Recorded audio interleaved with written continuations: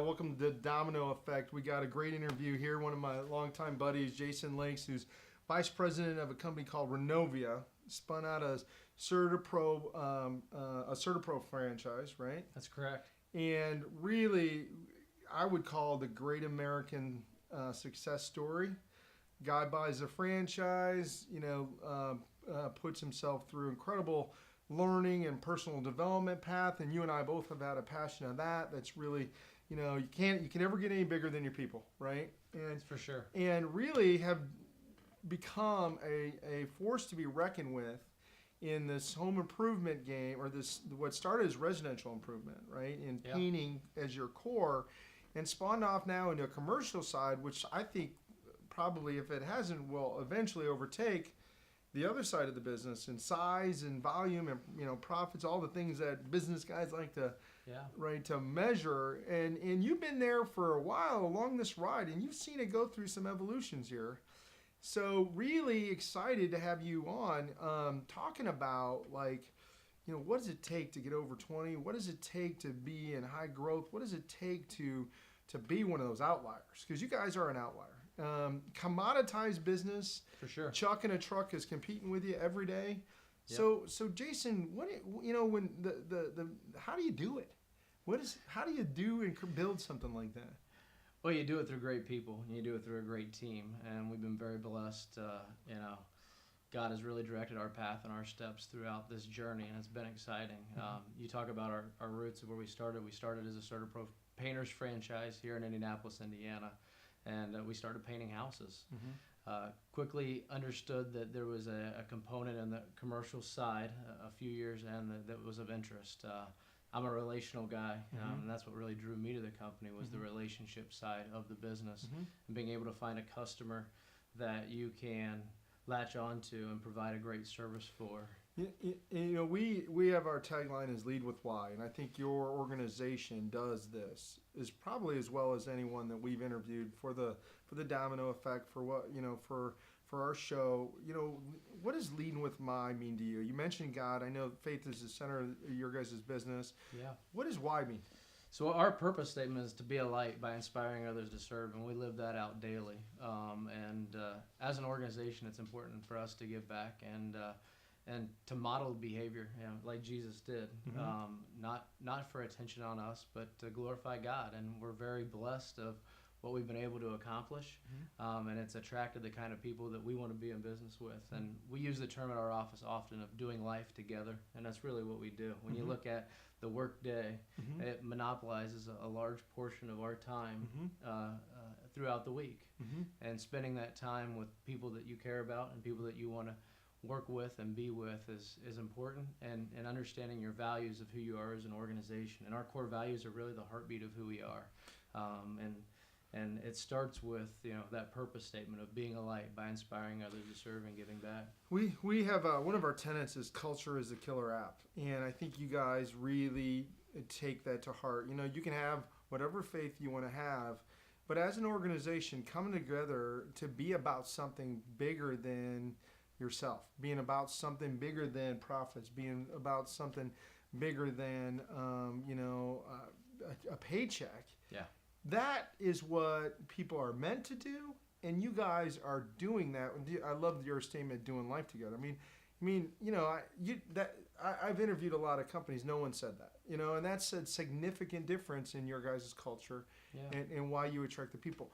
Now you've also, I don't want to just make this sound like this is all kisses and hugs, because you guys have made some very smart strategic decisions.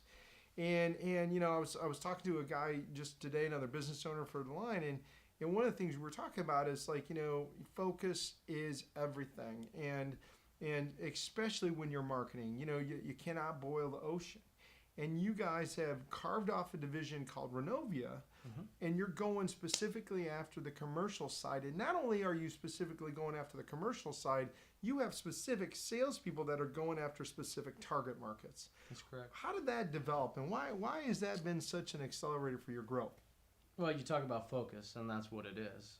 You look at the commercial space, and in our business, painting is our business, and every building takes some type of coating on the interior and or exterior. and you can drive down the road and you can look to the left and look to the right, and every customer could be your customer. But having that focus of finding what is the right customer for our company and for our team, and who do we best serve, and who do we best align with, and what does a good customer look like for us, has been really crucial in us developing these market segments that we've found, and these niches that we've found that we can play within and do it well. Well, I think it also, when you get focused, you can become, I want to extend out the message, but you can become other focused. And when you're other focused so succinctly that you're in their world every day, and you're thinking about what is a healthcare facilities manager going through that is different than a manufacturing facilities manager, there is nuances that make those differences valuable when you're hiring an organization like yours. And in that minutia, can you create value? Yeah. And in that, can you create the innovations and breakthroughs that give you a significant competitive advantage? You guys literally compete against Chuck in a truck all the way up the food chain, and that has to be a significant difference. That has to be something you guys take to market and use as an advantage. Am I crazy? No, not at all. I mean, it's a definite value proposition, and our guys are experts in their field. They understand those segments. They understand the customers they call upon, and they're a part of the associations. They're in those trenches with those customers on a regular basis to understand what's important to them and understand how we can best serve them and how we can come alongside them. We're not a generalist. We're not a general contractor, and we're a specialist, and that's what we do, and that's what we focus on, and that's what's allowed us to continue to develop relationships. So let me press you on that just a little bit. So in the tech game, that we always talk about CAC, cost of acquisition, right? So CAC, it's like your CAC has to be 1/3 your LTV. Have you found that has reduced your CAC? And if you can give an example that might enlighten us, how has working a vertical helped you reduce your cost of acquisition in some of those clients?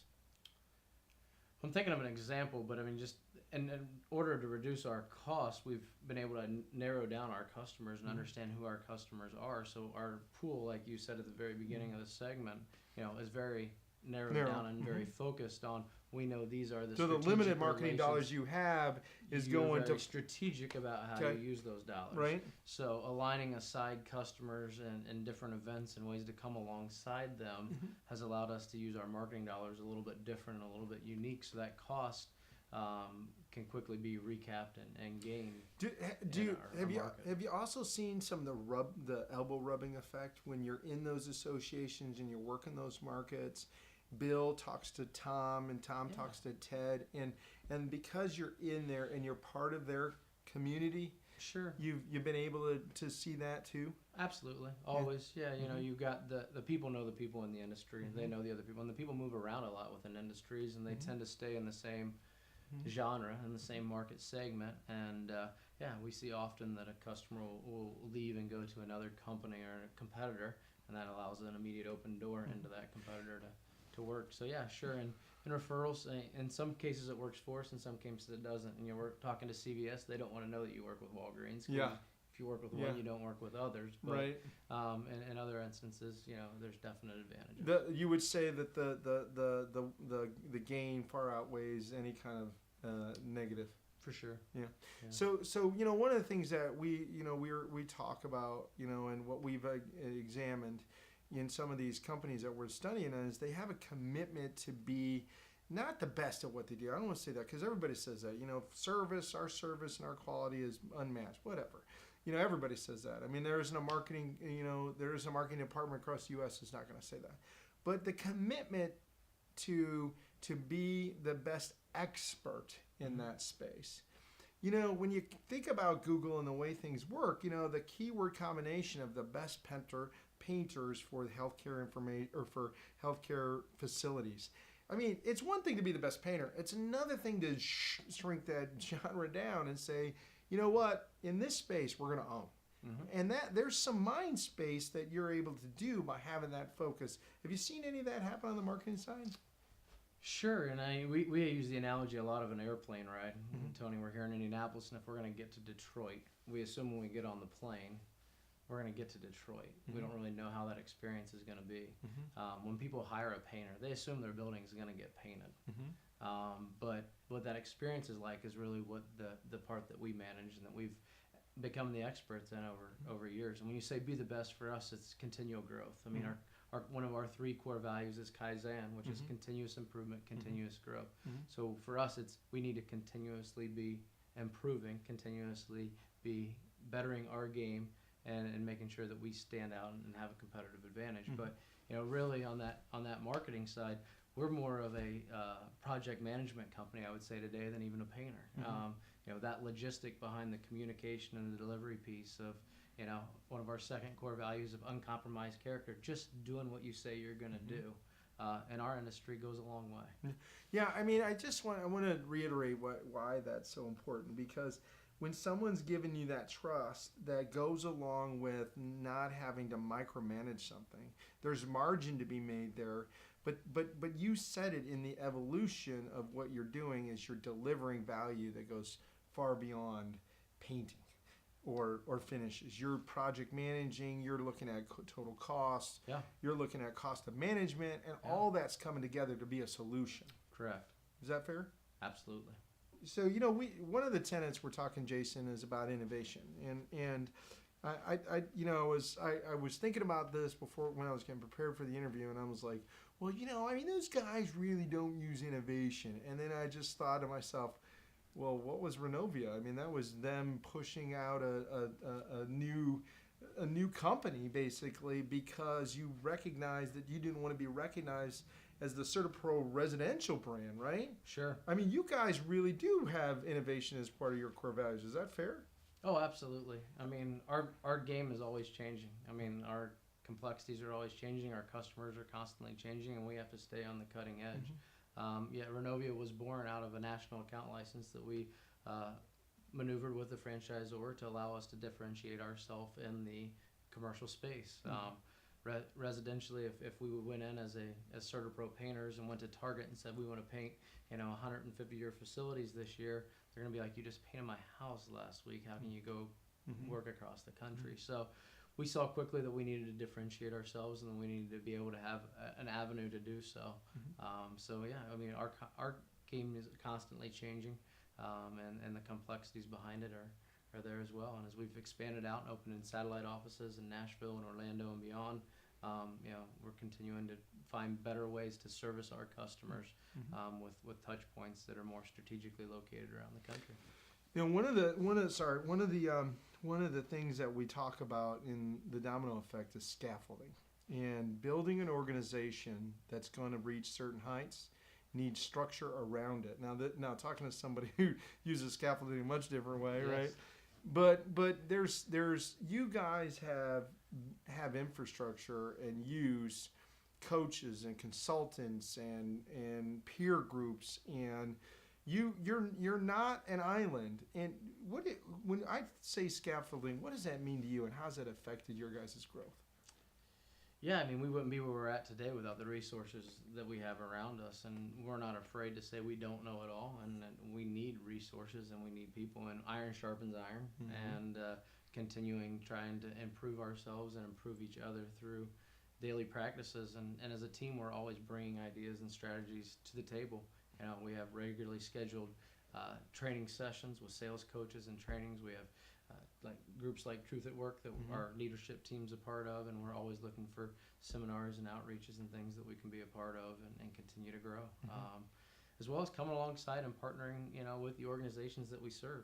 We're very much a service company, and we give back. We tied back a percentage of our earnings, and we just had a meeting with back-to-back ministries out of Cincinnati, Ohio, on like, hey, how can we come alongside you and utilize what resources we have, but also take what they're doing in the missions field? And there's a lot of overlap there, and just taking business partners and strategically intertwining in what we're doing to help each other, further ourselves. Coming back to the why again, right? Yeah. And so centered in that, how you partner. Well, so it brings me to the next question. And one of the things that we've seen, every single company that we've had on here, and you guys are by no means an exception to this. By the way, nice socks, buddy. Partnering versus vendoring. Yeah. mean, if do you are we're to the point where if you insist on us being a vendor, we're going to fire you. Yeah. And I think in this day and age, cost acquisition is so expensive. There's so much competition out there in your industry. It's just incredible. There's literally no barrier to entry to compete against you. You have to partner these days, and you guys, how does that mean? What does that mean? Without me putting words in your mouth, what does that mean to you? Yeah, I mean, it's crucial for us. Not every customer is our customer. Like you said fire them. We just politely decide not to bid their work again, or that we just need to go a different way. For us, it's all partnership. It's a relationship business. For us to be able to best serve you, which is our third core value, is serve first. And we focus not only just on serving our customer, but our customer's customer. Because what we found is if we can wow that one next level down, then we have that customer for life, and that customer then is tied in. So understanding those partnerships and those relationships, and then understanding the different dynamics within the company on how we can partner with the different decision makers, because there's multiple decision makers and multiple layers in many of the companies that we work with, and what's important at each and every one of those levels to make those people look successful in their eyes of their peers and their company. Yeah, I think it just to kind of even chime in and speak to how you guys use faith in how you build relationships. If you're going to be an organization that's going to serve and partner, you're gonna much look at this in a Christian way. You're going to say, I'm here to serve you, to your point, and look to serve, which means that you're expecting that person to take care of you in reciprocation, that there is no loser. We're not built to compete against each other and have losers, right? We're built to all win, especially in business. Sport, yes, there's a score at the end of the game. We just get done with a final four, but that's why it's called sport. In the things that we do every day of our lives, 80% of our life, we're all meant to win. We're all meant to serve. We're all meant to partner with each other and to create value. Would you agree? Is that kind of There's no doubt. I mean, we're not going to be in business if not. I mean, and we've had these direct conversations with key clients of, we're not here to get rich, and we're not here to make gouge in any way, but we've got to be fair, and we've got to make money, and there's got to be a profit in it for us, or you know what, we can be the best company out there. We're not going to be around if we're not doing it in a way to be profitable and to make money. Then we're not going to be here any longer, and you're going to have to go find somebody else anyway. So by all means, it's a partnership, and that open dialogue and communication and working together and working towards a common goal is key, and that's truly what partnership is about. So Liccione's got a new book out called Getting Naked. It just reminded me of this. It's like, if you are really naked, sharing your margins, sharing and being open with what you can do and what you can't do, and telling the client. I mean, I always thought that we told them too much, because I was but Liccione would say that that's the way to build long-term strategic partnerships. Trust, right? Yes, and he's in this book, the anecdote they use, they're openly charging the client more than every competitor in the space, but they told them on the way in, and that's the way it is, and this is how they work, and they're not going to work 80-hour weeks. It's it's 50 to 55 at best, because they protect quality of life for their people. And I think that is a mindset that you guys have illuminated to, that really a lot of companies could learn from. Yeah, it's consistency in time, right? It's consistently saying the same thing. Like, what the customers don't want is to be all over the board. Then that's when there becomes a lot of questions, and that trust gets broken down. But it's that consistency and that time factor that come together to show that we're truly in it together, that it's a partnership, and we see it as a partnership, and we value our clients so much, because without them, we're not able to do what we're able to do. And our purpose is much greater than to paint their buildings. We're looking at how can we make an impact and give. We've done now 3 missions trips as an organization, where we've sponsored those, where the company has sponsored our team and spouses and families to go out and serve side by side in other countries, in Haiti and in Mexico, and right here in central Indiana and locally as well. And we can't do that without the support of our customers. And our goal is then to extend that out now, and now let's start bringing customers in as well, and let's do this together, and this whole doing life together. Corporate America and the society, the culture that we live in, there's these 3 bubbles. There's your work bubble, there's your family bubble, and then there's your faith bubble. And we don't like to mix those bubbles as a society here in the culture that we live in. And what we've done is we've taken those three bubbles and we've tried to squish those together. As much together as possible. Yeah, because it's really what we feel like is important. Our churches we do worship and we'll do services right there. Not every one of our employees are Christian. Not every one of them have faith, and we know that, and that's how it is. It's not a requirement for us.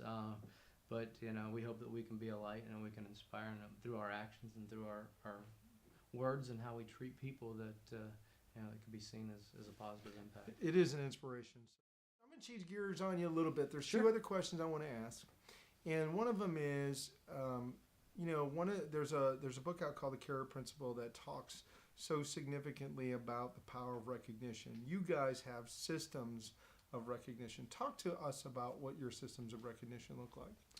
Yeah, so we recognize. So when you say recognition, recognizing individuals. So I mean, we're very much a goal-oriented company, and we have a president's club where our guys have the opportunity to earn by exceeding goal and exceeding expectations of that trip and that incentive every year. But we have a lot of little incentives along the way that we do, constantly giving back and rewarding our employees. We have sales contests, delivery contests, customer experience contests, just constantly finding ways to recognize key performers. And we do a huddle every Monday where our team comes together, for 15 minutes, and we lift up, what's the wins of the week, what's some challenges that we had. But we lift up teammates, and we lift up guys that go the extra mile, estimators that, crisscross the country for the last 3 months and spent time on the road, going the extra mile and seeing an approval come over at midnight, and they're still, working away. It's constant recognition of going that extra mile and doing the extra that doesn't have to be done, that has gotten us to where we've gotten to as an organization. And just to recap, you guys started how long ago? We started in '99, so this is going to be going into our 15th year, and you've gone from in the construction space, in the home services space, in the remodeling space, you've gone from 0 to. Yeah, we'll do over 20 million this year. And so 20-year overnight success. Yeah. Tripled just since I've come on board in 2010 with our company, and just in that amount of time we'll have tripled our business just in that short time. So significant, because 1 out of 20,000 businesses get over 20 million, and I would say that 1 out of 100,000 construction services businesses get over 20 million. That is significant in itself. To do that on a whole nother level, because it's so competitive and there's so little competition, so little barrier to hold the competition again. And if you got a truck, and you got some sweat equity that you're willing to put into it, I mean, you can compete with a company like yours. It's a very fragmented market. There's no doubt about it. So culture has to be key, and your connectivity, your people, and your recognition, and all that. I mean, basically, every day you have the choice that they could walk out and compete with you, or do what they're doing, and they make the choice to come to work. And I think respecting that as organizations, we have to be able to do that. We have to respect that, right? Because the technology's afforded less and less barriers to allow people to go do what they're doing as a skill for themselves. Yeah. I mean, there's definite power in team, and I think our team sees that. I hope they see that. I know I see that, and we can do a lot more together than we can on our own. And the mission of doing more and being able to serve and give back more as a team than just everybody going out on your island. And there's definite accountability, and it's neat because it's not just from the top down. It's accountability within each other, which drives the culture that we have. And I'd hope if any of our guys were sitting here, they'd talk about what a unique, and we hear it all the time, of a unique place that we have to work and to be a part of. And we truly feel that is our secret sauce. It truly is. It's just the environment that we have, and it's special, and we can't ever let that go away. So last question. This is the one that I knew I'd come back and you and I could go for another hour on, is how important is developing personally the people that develop the company? I mean, it's the company. I mean, without developing your people, without developing yourself, and that's what we love the word Kaizen, because as an employer, you can provide tools, but the employees have to engage and want to embrace and use those tools. And if you really study Kaizen, it's a whip. It's self-whipping yourself of, hey, it's my responsibility. When you point the finger out, 3 or back at you, like, hey, it's on you. And that development piece is really what we take pride in, and what our company loves. We have a group of young, energetic people that just love to learn and love to be poured into, and I love that they're bringing the tools and resources to us as much as we're bringing to them, which is a sharing of, hey, we found this, or this is the book club we're going to do now. I just read this book, and this is what we're going to do together. There's a tipping point that hits when you've asked somebody to read something 4 times, and it clicks in, and they're asking you what's the next one they want to be, or they're bringing it to you. Yeah. Because you know that they've clicked into that addiction where they love the constant affirmation that's happening, and that's fun. It was fun as a coach. Yeah. It's fun as a CEO. It's fun as a VP of sales. It's just fun when you watch that little spark hit. Yeah. And it's called flame. And I think your organization embodies the environment you need to create in order to make that happen. Man, it's crucial in life. I mean, you've got to always be improving. If you're not improving, you're going the other way. And there's no doubt that there's a direct correlation to our development and growth as a team as to why we've grown as an organization. Gallup poll did a study. We'll just close with this. That over 15,000 people, and they studied when were you in an emotion of feeling happy, and they asked 100 questions, and they looked at all this data, and they mixed it all, and what they could gather through all the data was when people are in a feeling of growth, in the FOG, if you will, that's when they're happy. And so that it's fleeting for humans. We get to certain points, and then we need to grow again. And so if you're not in the FOG, you're not in an organization like yours that puts you in it consistently, we have to be reminded of that. Yeah. Then it's easy to be unhappy. Yeah, and there's a lot of distractions out there. There's a lot of things to get distracted by, and you go back to focus. One of the first things that we touched on in this segment. It's so key, and in development, you have to set aside time. You have to block time to work on development and growth. It's not just going to happen. And the intentionality of, well, I'd like to, or I wish I could.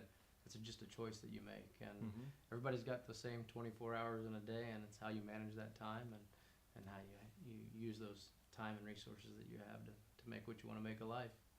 Amen. Thanks for being on the show, man. Appreciate it, as always.